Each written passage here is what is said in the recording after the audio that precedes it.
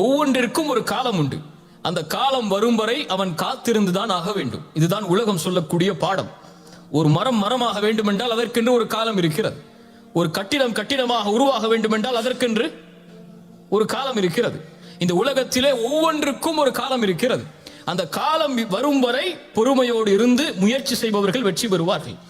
இன்றே நடக்க வேண்டும் என்று நினைப்பவர்கள் கவலையையும் துன்பத்தையும் தன்னுடைய வாழ்வில் இணைத்துக் கொண்டே நகர்ந்து கொண்டிருப்பார்கள். காலம் வரும் வரை முயற்சியை கைவிடாமல் யார் முயற்சி செய்கிறார்களோ அவர்களுக்கு அல்லாஹ் ரப்புல் ஆலமீன் உதவி செய்து கொண்டே இருப்பான். இப்ப மனிதனாக பிறந்தவன் முயற்சி செய்து கொண்டே இருப்பான். துவண்டு உட்காருவது மனிதனுடைய குணம் அல்ல. அவனுக்கு முடியும் வரை அவன் போராடி கொண்டே இருப்பான். அவனுடைய காலம் வரும் வரை அவன் காத்து கொண்டே இருப்பான். சிலருக்கு 25 வயசுல அவங்களுடைய வாழ்க்கை அமைஞ்சிருக்கும். சிலருக்கு 30 வயசுல தான் அமையும்னா 30 வயசு வரை அவன் காத்திருந்ததா ஆகணும். அப்படியா இல்லையா? 40 வயசுல தான் அமையும்னா 40 வயசு வரைக்கும் காத்திருந்ததா ஆகணும். இப்ப காத்திருக்கக்கூடிய நேரத்தில் யார் அவசரப்பட்டு இன்று ஏன் எனக்கு அவனை போன்ற வாழ்க்கை இல்லை, இன்று ஏன் எனக்கு அவருடைய வாழ்வை போன்ற வாழ்க்கை இல்லை என்று நினைத்தால் அவன் என்ன ஆவான்? முயற்சி செய்ய மாட்டான், துவண்டு உட்கார்ந்து விடுவான். ரசூலுல்லாஹி ஸல்லல்லாஹு அலைஹி வஸல்லம் மக்காவுடைய வெற்றிக்கு செல்கிறார்கள். மக்காவுடைய வெற்றிக்கு ரசூலுல்லாஹி ஸல்லல்லாஹு அலைஹி வஸல்லம் செல்வதற்கு எத்தனை ஆண்டுகள் ஆனது? ரசூலுல்லாஹி ஸல்லல்லாஹு அலைஹி வஸல்லமுடைய 11 வருஷ மக்காவுடைய வாழ்க்கை, அதன் பிறகு நடந்த மதீனாவுடைய வாழ்க்கை, அத்துணை ஆண்டுகள் தேவைப்பட்டது மக்காவுடைய வெற்றிக்கு. ஒரு நபிக்கு அல்லாஹ் மக்காவிலேயே வெற்றியை கொடுத்திருக்கலாம், மதீனாவிற்கு அழைத்து செல்லாமல். ஏன் மதீனாவிற்கு அழைத்து செல்ல வேண்டும்? ஏன் அத்துணை போர்க்களங்களை சந்திக்க வேண்டும்? ஏன் அத்துணை இழப்புகளை அல்லாஹ்வுடைய தூதர் சந்திக்க வேண்டும்? இப்போ ஒரு வெற்றி என்பது இழப்புகளுக்கும் சோதனைகளுக்கும் பிரச்சனைகளுக்கும் விமர்சனங்களுக்கும் புறக்கணிக்கப்படுவதற்கு பிறகுதான் நடக்கும் என்பதை நபிக்கு அல்லாஹ் உணர்த்தும் போது நாம் யார்? வாழ்வு இப்படித்தான். சிரமத்தோடு இன்பம் என்பதும் சேர்ந்து வரும். சிரமத்தோடு இன்பம் என்பதும் சேர்ந்து வரும். இப்னு அப்பாஸ் சொன்னார்கள் ரலியல்லாஹு அன்ஹு, இந்த வசனத்திற்கு விளக்கமாக சூரத்து ஷரஹ்ல வரக்கூடிய இந்த வசனத்திற்கு அல்லாஹ் ரப்புல் ஆலமீன் பஅத் என்ற வார்த்தையை பயன்படுத்தவில்லை, மஅ என்ற வார்த்தையை அல்லாஹ் பயன்படுத்தி இருக்கிறான். அல்ஹம்துலில்லாஹ். பஅத் என்றால் சிரமத்திற்கு பிறகு இன்பம் வரும். ஆனால் அல்லாஹ் சொல்லுவது சிரமத்தோடு இன்பம் வரும். சிரமம் வந்தால் அதன் தொடர்ச்சி அடுத்து இன்பம் தான். நீ பொறுமையாக சகிக்க வேண்டியது அந்த சிரமத்தை தான். இருள் இருக்கிறது என்றால் நீ கழிக்க வேண்டியது அந்த இருளைத்தான். வெளிச்சம்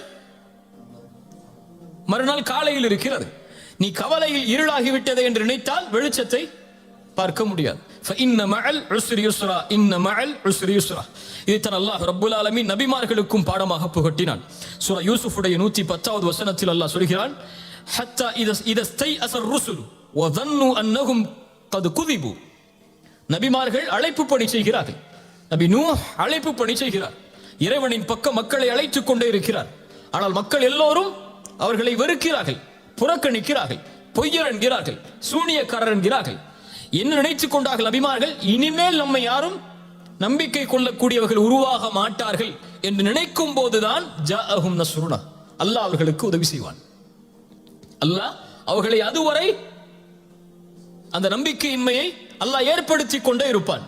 அந்த நம்பிக்கையின்மை ஏற்பட்டு முடிந்தது என்று நினைக்கும் போது அல்லாஹ் உதவி செய்வான். ஜாஅஹும் நஸ்ருனா. அதனால் அல்லாஹ் ரப்புல் ஆலமீன் ஒரு முஃமினுக்கு சொல்லக்கூடியது, செல், நீ சோதனை வந்தால் துவண்டு உட்காராது, சிரமம் வந்தால் உன்னை அழித்துக் கொள்ளாது. ஏன்? ஒரு முஹ்சின் அப்படி இருக்க மாட்டான். சூரத்துல் அன்கபூத் 69வது வசனம். வல்லதீன ஜாஹது ஃபீனா, எம்முடைய பாதையில் யார் முயற்சி செய்கிறார்களோ, வரக்கூடிய சோதனைகளில், வரக்கூடிய சிரமங்களில், வரக்கூடிய இழப்புகளில் யார் எம்முடைய பாதையில், அதாவது அல்லாஹ்விற்காக, அல்லாஹ்வை நோக்கமாக கொண்டு, அல்லாஹ்வை மனதில் நிறுத்தி யார் முயற்சி செய்கிறார்களோ, நிச்சயமாக நாம் அவர்களின் பாதையை திறந்து வைத்தே தீருவோம்.